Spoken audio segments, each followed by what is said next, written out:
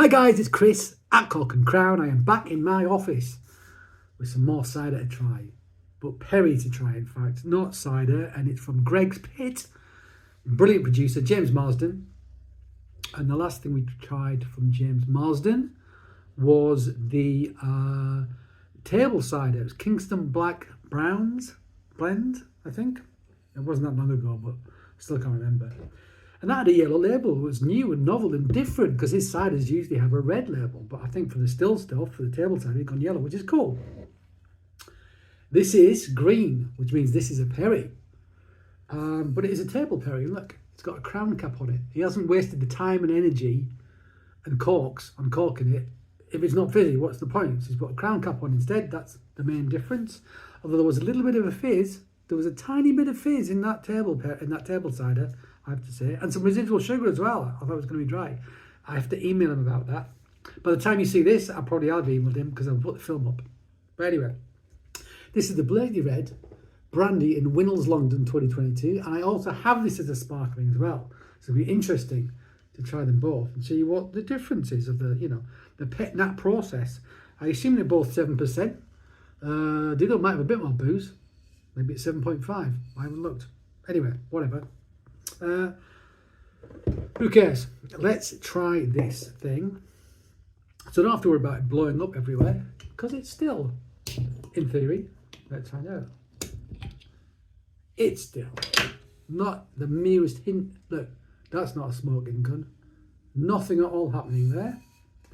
So, I mean, it could be dry, but it's perry. So one assumes there'll be sorbitol in there. If there's sorbitol in there, it's non-fermentable sugar. Therefore, it remains a sweetness in the finished drink. You don't have that in cider. So ciders just go to bone dry, whereas perries can be a bit trickier, especially when it comes to carbonation. Because you don't know how much fermentable sugar is actually in there exactly. Right. So, hazy, what's the colour? It's greenish, I want to say. Yeah, it's kind of a greenish hue. It's not so brassy, that one. It's got a greenish hue to it. Having it in the proper tasting glass. The Cider Salon proper tasting glass. And I'm still gutted I missed this year's Cider Salon. But they put it on the Easter holidays. And I've got kids. So I have to spend time with the kids rather than drinking cider. My life.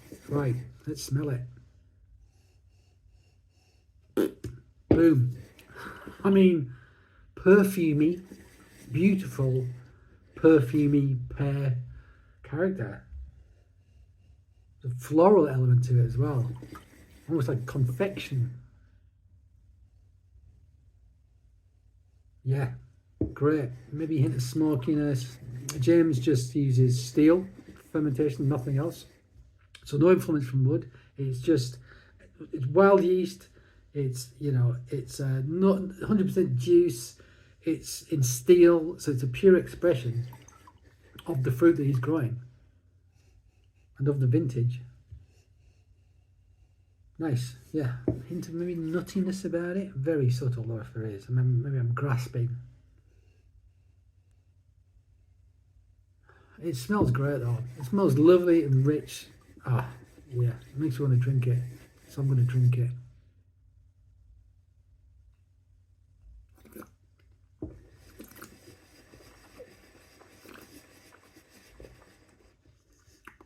Okay.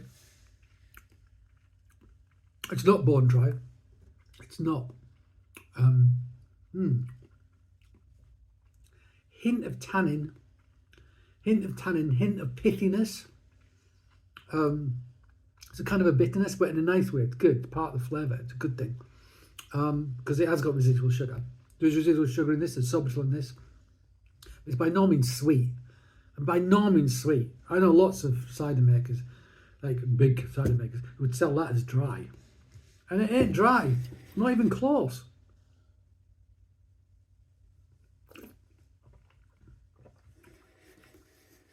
Yeah. Yeah. So that residual sugar is totally offset by that kind of pithy character. And it's not like hard tannin on the back. It's not leatheriness. It is like some sort of pith. From what fruit? I couldn't say exactly.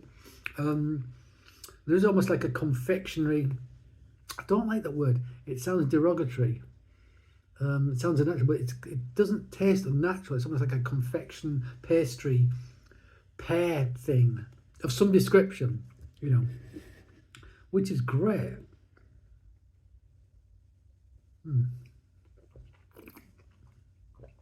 So,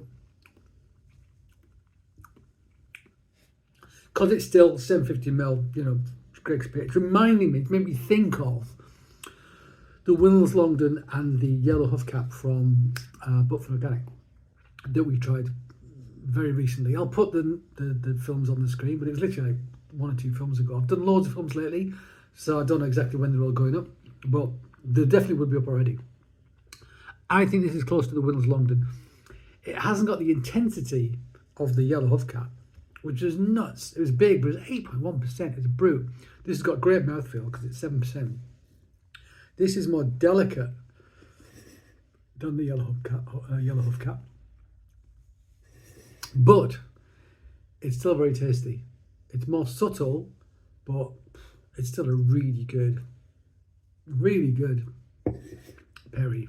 I mean, James Marsden, what you expect his Perrys to be good. You know, it's almost must be a burden for him in many ways. You know, because all he can do is fail because everyone expects him to succeed. You know, so. Well, that tells you everything, doesn't it? I quaffed all of it. Yeah, it's nice. It's a bit more delicate. Lovely pear character. There's a richness to it. That kind of slight pithy thing. I really like, actually. It offsets the residual sugar brilliantly. It's a nice perry.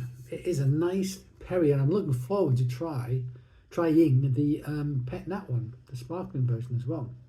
Because, yeah, I mean, because short of sticking this in a soda stream, which I wouldn't do, honest, James, it's the only way I'm going to be able to do these sort of comparisons. I can't think of a time when I've had the exact same vintage of the exact same blend from the exact same producer, one still, one sparkling. Can't think of it. So yeah, it'd be very interesting to taste the difference. Okay, guys, thank you for joining me at my desk in my office. I'm pouring a little bit more out, so I can say, please join me again. But until then, cheers.